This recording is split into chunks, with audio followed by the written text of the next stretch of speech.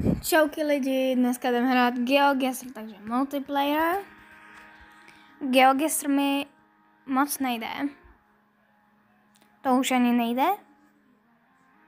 Aha, tak nejdem hrát multiplayer, tak jdem hrát normální level. Moc mě to nejde, takže uvidíme, kde to jsme. Takže Lloyds Bank. Podle mě to bude někde v Evropě. A je to tady pěkně rozmazaný teda. Plišáci.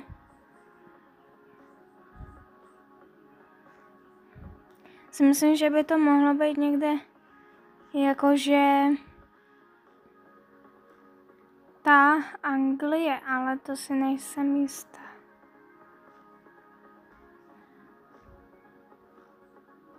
Podle mě to bude někde v Anglii. Korean Food Station.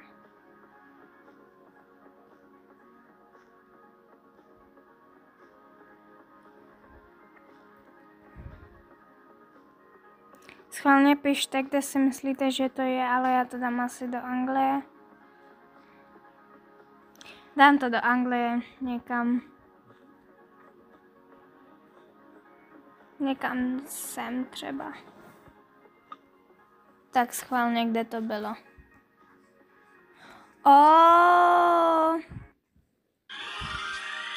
Dobrý.